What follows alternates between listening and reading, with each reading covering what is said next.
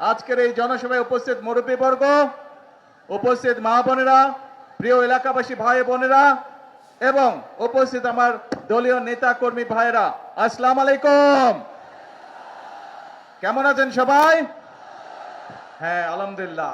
ভালোই থাকতে হবে আমাদেরকে। কেন ভালো থাকতে হবে?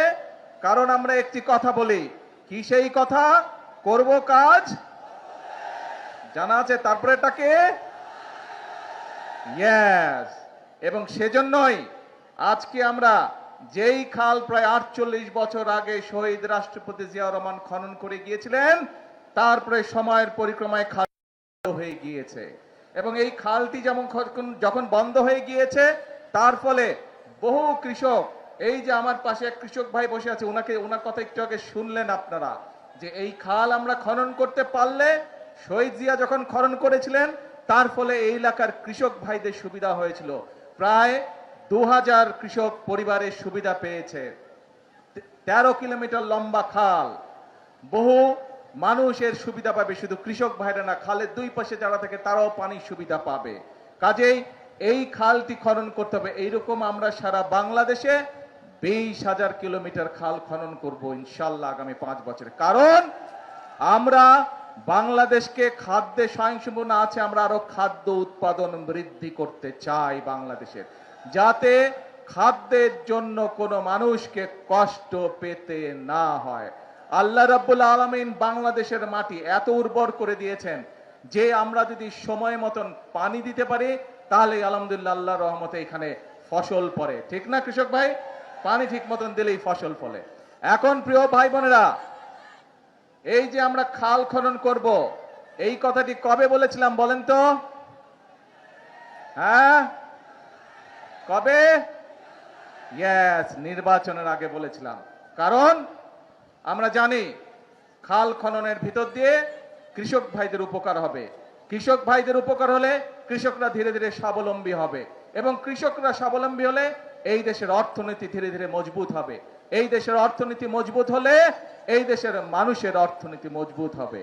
প্রিয় ভাইরা, ভাই বোনেরা, আমরা শুধু খালের কথা বলিনি, খালের সাথে আমরা আরো কয়েকটি কথা বলেছিলাম। আজকে আপনাদের এখান থেকে আমি যাব চাঁদপুর সদরে, সেখানেও দুটি কর্মসূচি রয়েছে। তার মধ্যে একটি কি কর্মসূচি আছে যে জানেন না কে? হ্যাঁ, জানেন? কে কে জানেন? হাত তুলেন তো। তো আপনারা সব খবরই রাখেন, আর বক্তব্য দিব কি? বক্তব্য দরকার আছে? ও আচ্ছা, তারপরে বক্তব্য দিতে হবে। আচ্ছা ঠিক আছে, নয় একটু দিলাম। তো এই যে এখন চাঁদপুর সদরে যাব, চাঁদপুর সদরে একটি আছে খাল খনন আর আরেকটি আছে ফ্যামিলি কার্ড। শব্দটা চেনা চেনা লাগে? ফ্যামিলি কার্ড কার কাছে চেনা চেনা লাগে? আচ্ছা, ওই যে পিছনে গাছতলায় ভাই বোন, আপনাদের কাছে চেনা চেনা লাগে শব্দটা? আচ্ছা আলহামদুলিল্লাহ। ওই যে পারে মানুষ, আপনাদের চেনা চেনা লাগে? আচ্ছা ধন্যবাদ। ছোট বন্ধুরা, তোমাদের কাছে ফ্যামিলি কার্ড চিনো? শুনেছো? আগে কথা শুনেছো ফ্যামিলি কার্ডের কথা? আচ্ছা, এখন প্রিয় ভাই বোনরা, এই ফ্যামিলি কার্ডের প্রতিশ্রুতি আমরা নির্বাচনের আগে এই দেশের মানুষের কাছে দিয়েছিলাম। এই ফ্যামিলি কার্ডের লক্ষ্য কি? এই যে আমাদের ছোট ছোট বোনেরা এখানে দাঁড়িয়ে আছে, দেশনেত্রী খালেদা জিয়া যখন দেশ পরিচালনার দায়িত্বে ছিলেন, তখন এই যে আজকে যারা শিশু এখানে দাঁড়িয়ে আছে, মেয়েরা যারা, নারীদের শিক্ষা ব্যবস্থা উনি ক্লাস 12 পর্যন্ত, ক্লাস 1 থেকে ক্লাস 12 পর্যন্ত উনি বিনামূল্যে করে দিয়েছিলেন। আজকে আমরা সিদ্ধান্ত নিয়েছি দেশনেত্রী খালেদা জিয়ার সেই কর্মসূচিকে আমরা আরো আগিয়ে নিয়ে যাব, এবং ইনশাআল্লাহ আমরা এই যে মেয়েদেরকে শিক্ষা ব্যবস্থা ইন্টারমিডিয়েট পর্যন্ত ফ্রি আছে, এটাকে আমরা ডিগ্রি বা স্নাতক পর্যন্ত আমরা ইনশাআল্লাহ ফ্রি করব। এবং শুধু তাই নয়, যে সকল মেয়েরা ভালো রেজাল্ট করবে ইনশাআল্লাহ তাদেরকে আমরা সরকারের পক্ষ থেকে ইনশাআল্লাহ উপবৃত্তির ব্যবস্থা করব। কাজে মন দিয়ে সবাইকে পড়তে হবে, তোমাদেরকে মন দিয়ে পড়তে হবে, তাহলে তোমরা সরকার থেকে উপবৃত্তি পাবে। এখন আসুন প্রিয় ভাই বোনেরা, কেন আমরা আমাদের মায়েদেরকে বা আমাদের বোনদেরকে শিক্ষিত করতে চাই, একই সাথে তাদের হাতে ফ্যামিলি কার্ড তুলে দিতে চাই? কারণ এই দেশের জনসংখ্যার অর্ধেক হচ্ছে নারী। আমরা যদি আমাদের প্রত্যাশিত বাংলাদেশকে গড়তে চাই, তাহলে এই নারীদেরকে যদি আমরা স্বাবলম্বী না করে, শিক্ষিত না করে, অর্থনৈতিকভাবে স্বাবলম্বিত না করে, তাহলে আমাদের এই দেশকে এগিয়ে নিয়ে যাওয়া সম্ভব না। এবং সেই জন্যই আমরা সিদ্ধান্ত নিয়েছিলাম, বাংলাদেশের মানুষের কাছে আমরা প্রতিশ্রুতি দিয়েছিলাম যে বিএনপি 12 তারিখের নির্বাচনে যদি আপনাদের সহযোগিতা, আল্লাহর রহমতে বাংলাদেশের জনগণের সমর্থনে সরকার গঠন করে, ইনশাল্লাহ আমরা দেশের 4 কোটি পরিবার রয়েছে, ধীরে ধীরে আমরা এই পরিবারের যারা মায়েরা আছে, গৃহিণীরা আছে, তাদেরকে আমরা ফ্যামিলি কার্ড এক এক করে পৌঁছে দিব।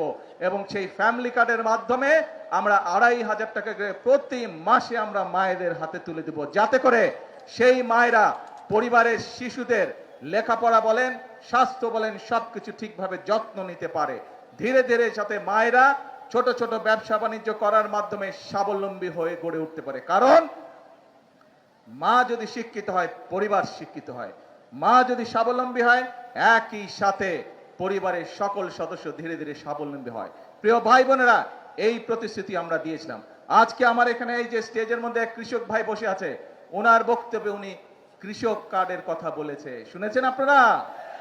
এই কৃষক কার্ডের কাজও কিন্তু খাল খননের কাজ যেমন আমরা শুরু করেছি, ফ্যামিলি কার্ডের কাজ যেমন আমরা শুরু করেছি, আল্লাহর রহমতে কৃষক কার্ডের কাজও আমরা ধীরে ধীরে শুরু করেছি।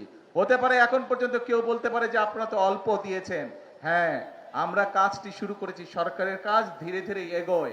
কারণ এই যে সামনে বাজেট আছে, এই বাজেটে আমরা ফ্যামিলি কার্ড এবং কৃষক কার্ডের জন্য অনেক বেশি বরাদ্দ রাখবো। কারণ বর্তমানে যেই বাজেট চলছে, এটি তো বিএনপি সরকারের বাজেট না, এটি বিএনপি সরকারের আগে যেই অন্তর্বর্তীকালীন সরকার ছিল তাদের করে যাওয়া বাজেট। এবং সেই বাজেটের মধ্যে ফ্যামিলি কার্ডের কোনো টাকা দেওয়া ছিল না, সেই বাজেটের মধ্যে কৃষক কার্ডের জন্য কোনো টাকা দেওয়া ছিল না।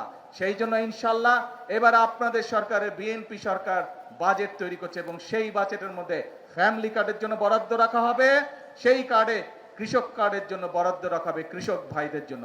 আমরা চাই মায়েরা যেমন স্বাবলম্বী হবে, আমাদের দেশের কৃষক ভাইরাও স্বাবলম্বী হবে। সেই জন্য কৃষক কার্ডের মাধ্যমে প্রতি বছর যাতে কৃষক ভাইদের যে সার, কীটনাশক, যেসব বীজ, ফসলের বীজ, এগুলো কিনতে যেই টাকাটির প্রয়োজন, তার একটি অংশ আমরা সরকারের পক্ষ থেকে ফ্যামিলি কার্ডের মাধ্যমে কৃষক ভাইদের হাতে পৌঁছে দিব, যাতে করে তাদের জন্য সমস্যা না হয়। প্রিয় ভাই বোনেরা, কি আপনারা সবাই কৃষক? গুড।